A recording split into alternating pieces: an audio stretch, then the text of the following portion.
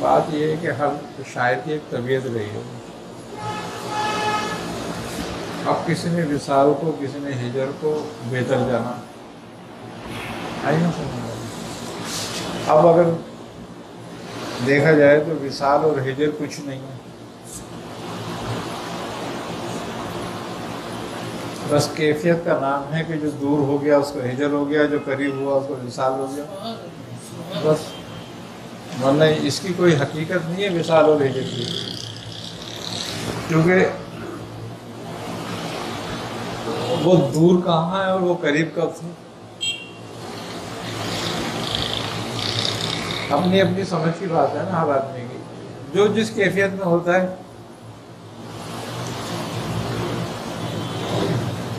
عام آدمی جو اس کو عام سینسز سے لے کر جو خاص شخص وہ اپنے خاص طبیعت و کیفیت میں. دیکھو ہجر جو ہے اگر دیکھا جائے تو دو حالتوں میں ہے، یا تو حالت غفلت کی ہو یا مدہوشی کی.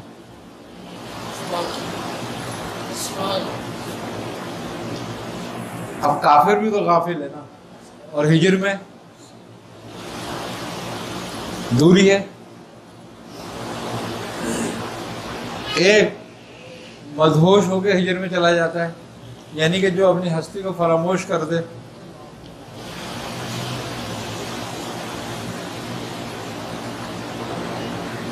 یعنی کہ اگر دوسرے لفظوں میں دیکھا جائے تو ہجر فنا کا نام ہے اور وصال بقا کا نام ہے. اور وہی کامیاب ہے کہ جو ہجر سے وصال میں آیا.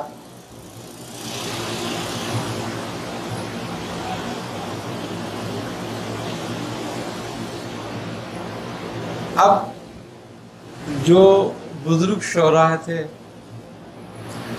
انہوں نے جس چیز کو ہجر کا نام دیا وہ جذب کی کیفیت تھی، حالت سہو و سکر. اب کسی نے حالت سکر کو اچھا جانا، کسی نے حالت سہو کو اچھا جانا. حضرت جنید بغدادی اور ان کے پیروکار جو تھے ان کے مذہب کے مطابق سہو اچھی چیز ہے. حضرت باعث بستامی رحمۃ اللہ علیہ جو تھے اور ان کے جو پیرو ہیں وہ حالت سکر کو اچھا جانتے ہیں، اور حالت سکر کی وجہ سے ہی ان کو جو ہے عاشق کا خطاب ملا، اور حالت سہو کی وجہ سے ہی حضرت سرکار شیخ عبد القادر جیلانی کو محبوبیت ملی. تو اب مختلف مذاہب میں مختلف جو ہیں وہ ان کے عقیدے تھے اپنے.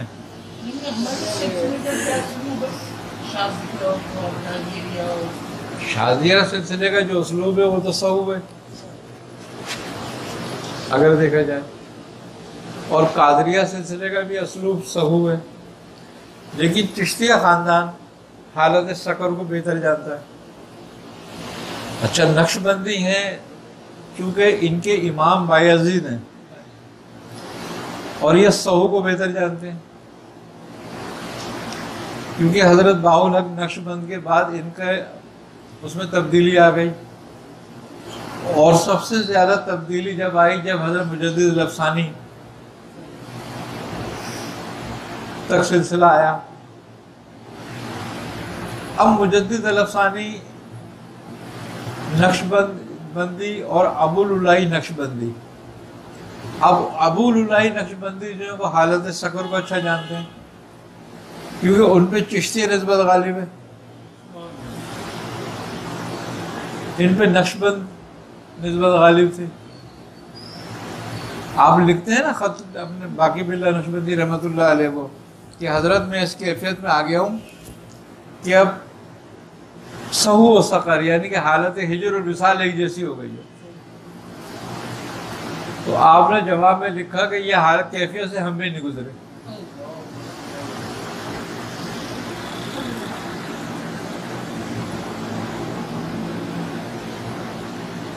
بھی جواب نہیں لکھا آپ نے اس وقت.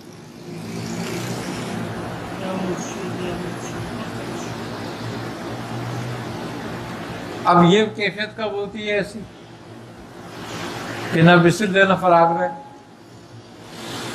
اس لیے وصل اور فراغ دو چیزوں کا نام ہے.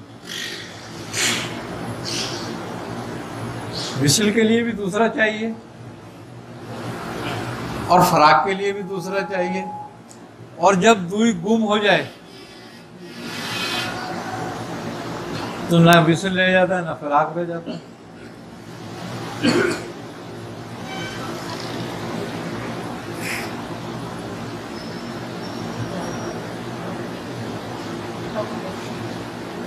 اچھا، مزے کی بات یہ ہے کہ اہل عرب کا جو عشق ہے اس میں موضوع عورت رہی ہے، اور اہل عجم کا جو عشق ہے خاص طور پہ اہل ہند کا، اس میں محبوب جو ہے وہ مرد رہا ہے.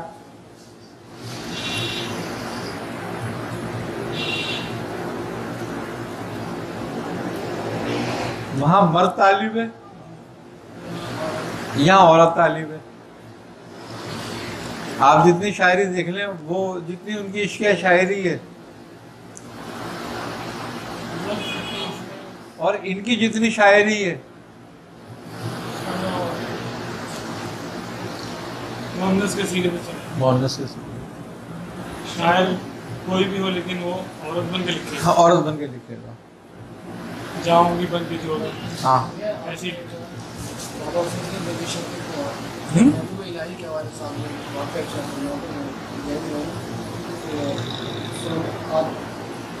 آپ نے خادی میں جا کے بھی آپ چرپائی میں سوئے، آپ چرپائی میں سنتے، وہ واقعی کھانا ہوتا. اور دوسری بات یہ کہ میرے سلسلے چشتیہ بھی ہوا، اس سلسلے چشتی چلا گیا، خواجہ چشتی سے چلا گیا کہاں سے؟ نہیں، چشتی سلسلہ خواجہ میں چشتی سے نہیں چلا. چشتیہ سلسلہ چلا شیخ ابو اسحاق شامی سے.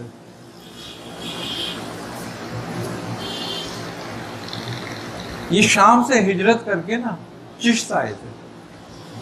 چشت ایک قصبہ ہے. میں کہاں تھے؟ یہ ایران میں. عراق میں. ہاں، یہ ایران میں. عراق میں. عراق کا ایک قصبہ ہے چشت. تو یہ شام سے ہجرت کر کے چشت آئے تھے. تو جو ان کے پیر و مرشد تھے،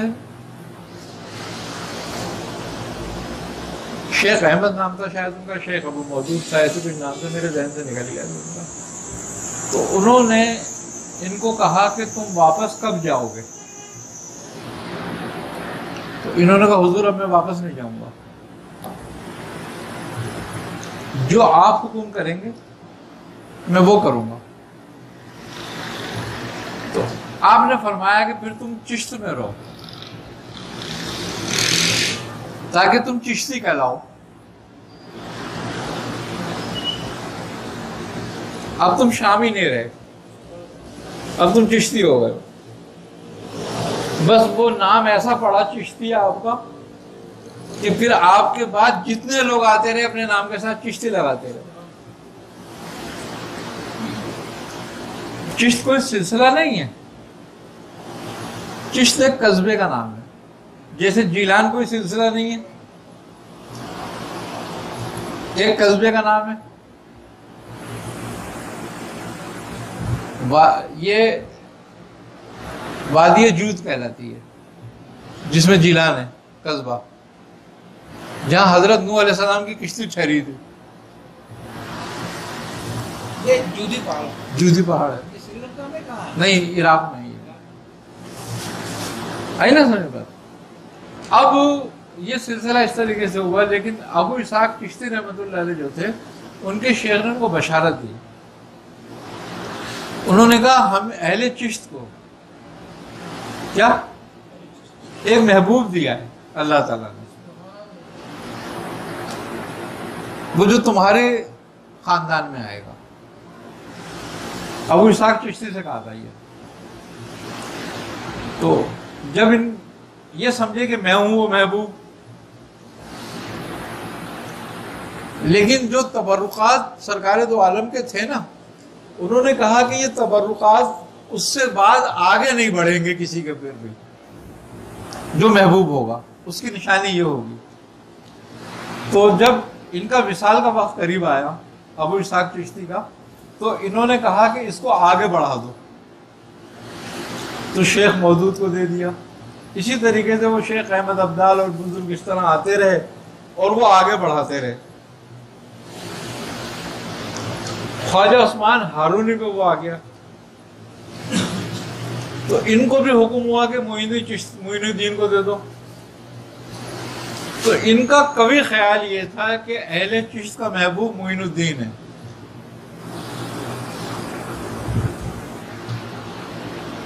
لیکن جب آپ کا آخری وقت آیا تو قطب الدین بختیار کاکی کے لیے حکم ہو گیا کہ آگے بڑھا دو۔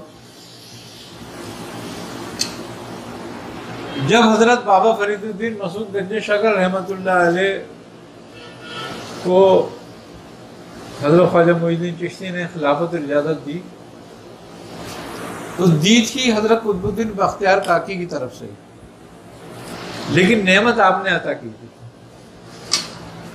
تو ان کا خیال یہ تھا کہ قطب الدین ہے، وہ فرید الدین ہے یہ۔ اور خیریت کب ہے؟ اچھا یہ ہے۔ اب ہوا کیا کہ جب بابا فرید الدین مسعود گنج شکر رحمۃ اللہ علیہ حضرت مخدوم علاء الدین کو خلافت اجازت دے چکے اور سب کو دے چکے اور تمام مریدین کو خلافت اجازت ہو گئی، تو آپ یہ سمجھے کہ یہ محبوب چشت فرید ہیں، لیکن حکم ہوا کہ اس کو آگے بڑھا دو۔ اب آگے بڑھے گا تو کون؟ کوئی تھا ہی نہیں ایسا، کس کو آگے بڑھائیں گے؟ تو نظام الدین محبوب الہی رحمۃ اللہ علیہ دلی سے چل دی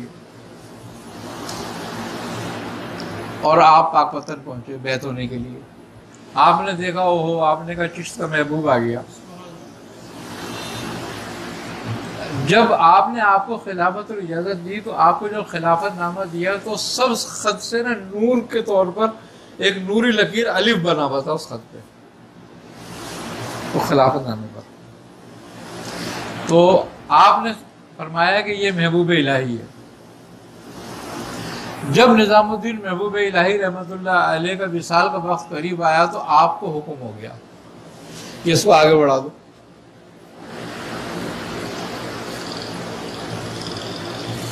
اب جب یہ حکم آ گیا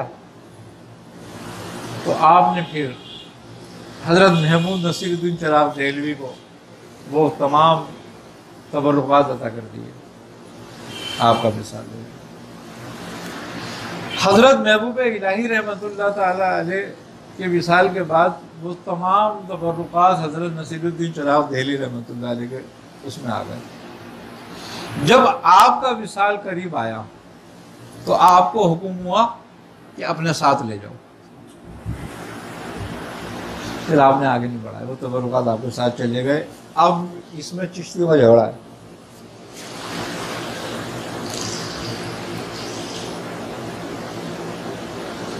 آج بھی تمام اہل چشت نظام الدین محبوب الہی کو ہی محبوب کہتے ہیں، وہ محبوب جو اہل چشت میں آنا تھا۔ کیا؟ ہاں، لیکن بیسکلی اگر دیکھا جائے تو حضرت نصیر الدین چراغ دہلی ہیں وہ۔ اچھا، آپ اہل چشت میں 22 میں خواجہ ہیں آپ۔ حضرت جبرائیل کو لگاتے ہیں تو ہم، کیونکہ حضرت جبرائیل بھی ایک خواجگی رکھتے ہیں، تو اگر ہم حضرت جبرائیل سے خواجگی لگاتے ہیں تو آپ 22 میں خواجہ ہیں، اور اگر ہم سرکار دو عالم صلی اللہ علیہ وسلم سے سلسلے کو لگاتے ہیں تو آپ 21 میں خواجہ ہیں۔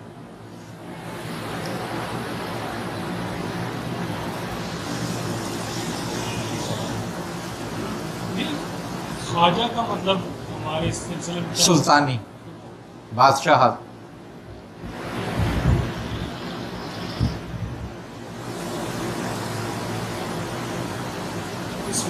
اکیس میں خواجہ ہیں آپ۔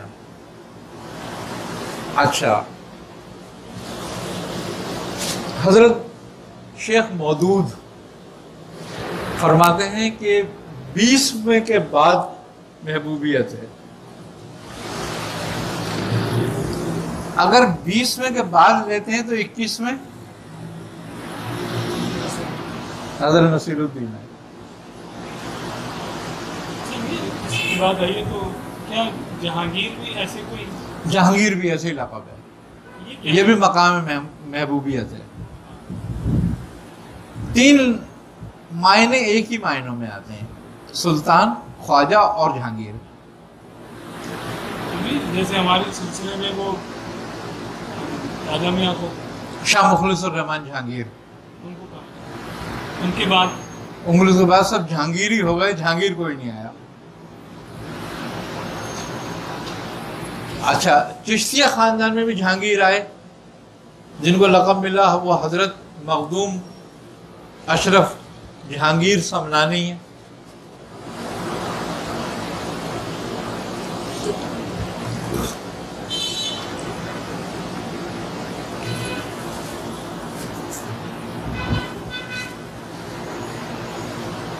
یہ کچھ کہا جاتا ہے یعنی جہانگیر ہونے کا یا حکم ہوتا ہے، یا کہ آپ مریدوں کے لیے تو اپنا پیر جہانگیر ہوتا ہے؟ نہیں، یہ القاب غیبی ہے. جیسے کہ ایک وہ سنت رہی ہے کہ سرکار دو عالم القاب فرمایا کرتے تھے. اسی طریقے سے یہ دربار نبوت سے خطاب ہوتا ہے، لقب حاصل ہوتا ہے، اور اسی لیے وہ مشہور ہوتا ہے پھر زمانے میں. جیسے معیدین چشتیہ کا حضرت جبرائیل علیہ السلام تک پہنچا. ایسے ہی شاذلی کو بھی میں نے بات دیکھا کہ وہ اپنا سلسلہ حضرت جبرائیل علیہ السلام بلکہ رب تعالیٰ تک پہنچاتے ہیں. سلسلے کا اصول ہے، قاعدہ ہے یہ سلسلے کا. اس لیے کہ پہلے خواجہ حضرت جبرائیل کیوں کہلاتے ہیں کہ آپ نے حضرت آدم کو بھی تعلیم فرمائی دنیا میں اللہ تعالیٰ کے حکم سے، کہ جو اللہ تبارک و تعالیٰ تعلیم کرتے تھے تو وہ براہ راست نہیں ہوتی تھی، آئی نا سر، وہ بالواسطہ ہوتی تھی، بلا واسطہ نہیں ہوتی تھی. تو بالواسطہ میں اس لیے حضرت جبرائیل آتے تھے ہدایت لے کر، اور آپ ان تک پہنچاتے تھے، پھر وہ آگے پہنچاتے تھے. تو اس لیے خواجگی جبرائیل کی جو ہے سند کے ساتھ ہے. تو اس لیے جو اصول سلسلے کا ہے اور بیسکلی جو سلسلہ چلاتے ہیں اور مانتے ہیں وہ حضرت جبرائیل کو مانتے ہیں. یہ تو ایسے ہے جیسے کہ بخاری شریف ہے، اس میں تو آپ صلی اللہ علیہ وسلم نے ان کو اپنا وزیر قرار دیا کہ میرے 2 وزیر زمین پر ہیں، 2 آسمانوں میں ہیں. تو اس میں جبریل علیہ السلام کو اپنا وزیر قرار دیا. یہ تو سرکار دو عالم صلی اللہ علیہ وسلم نے دیا ہے نا، آئی نا سمجھ بات. اب سلسلہ جو اس لیے دیا آپ نے ان کو کہ آپ پر سلسلہ مکمل ہو گیا، آپ سلطان ہو گئے.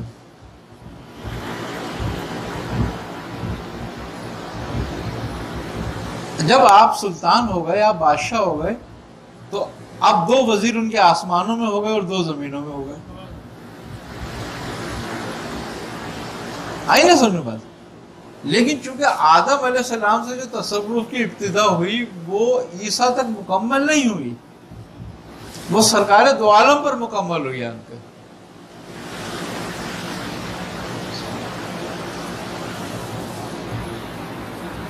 اچھا، مداریہ خاندان میں تو 4 فرشتوں کو لیتے ہیں، اس طرح شاذلیہ خاندان میں 4 فرشتوں. آپ فرماتے نہیں ہیں کہ ہم 10 دریاؤں سے، حضرت شیخ عبداللہ شاذلی فرماتے ہیں 10 دریاؤں سے ہم فیض لیتے ہیں، 5 آسمانی.